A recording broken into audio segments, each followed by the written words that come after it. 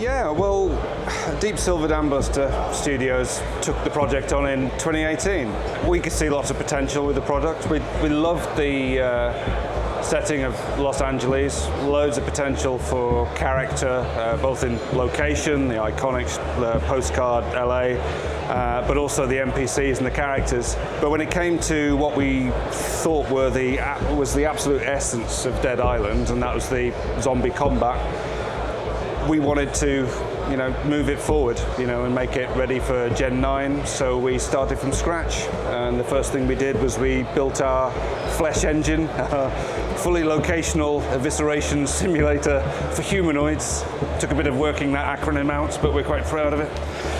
Within a year or so, we'd prototyped that, and that's fully procedural. We've modified the skin, the fat, the muscle, the bones, the organs, and when you make a system that's that granular, that's a really, really good base to start designing your game around, and all the tactics and all the weapons and all the RPG elements that fit into that.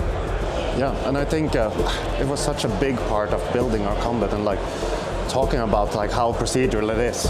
Like what you were talking about with weapon. Use blunt weapons so you can knock eyeballs out. You can push your hand through the head of a zombie. Use a sword and you can slash off every limb, and we have some fantastic moments that we've been seeing just today with people playing where we literally see them chop off the head and it falls in a basket, or everything is happening fully procedural, and it's really something that it just brings so much joy, and you see people smiling at every turn. If you like that kind of gore here. Like a little bit of caveat there. Yeah. The humor in the game and that kind of pulp tone. If you think to the classic pulp horror movies of the 80s and 90s, where the heroes, and it doesn't even have to be pulp horror, right? Die Hard, John McClane. That quip. It's the relief of tension.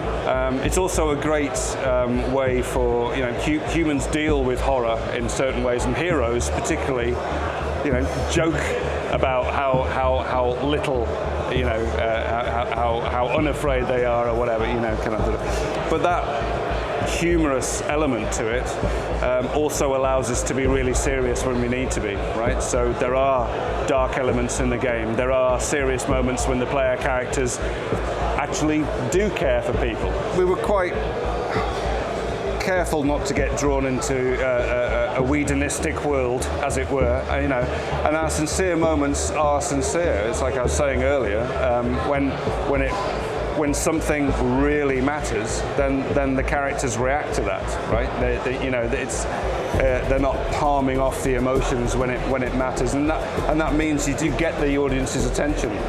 Watching people play the game, they'll be, laughing or whatever through the comedy, through the combat, and jumping, and then you'll get to a moment that requires that emotional involvement, and that focus, that mood sort of aligns, and people go quiet and watch, and they absorb, and it works really well, I think. I think when it comes to the inspiration, like James was mentioning, it's all about those 80s and 90s movie, like both the action comedy, the horror comedies, and there's a certain set we wanted to capture with that. And I think one big question we had with ourselves was just can we make campy stylish?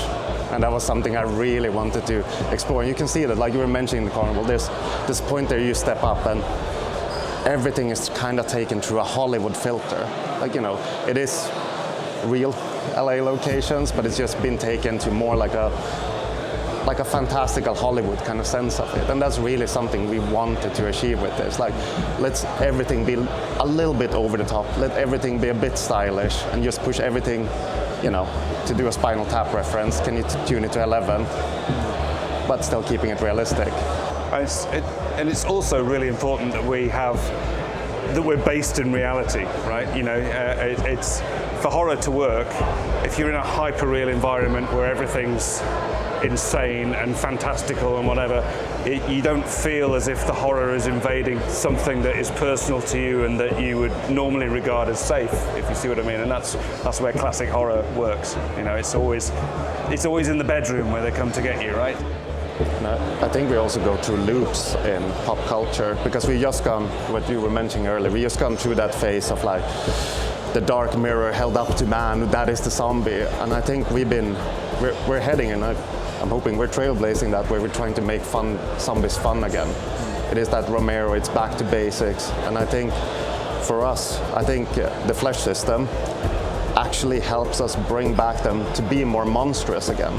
Because in many other media, you can just see it just looks like damaged people heading towards you, and maybe you should help them instead.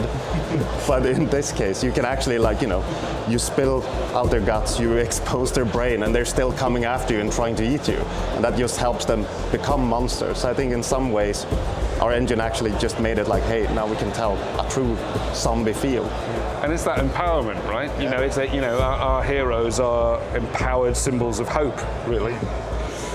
We're very aware of how loved this franchise is and how long people have been waiting, and we were very, very careful and precise about what elements of Dead Island that we wanted to sort of, really, really polish and take up to, like say, turn it up to 11 and make it ready for Gen 9, really.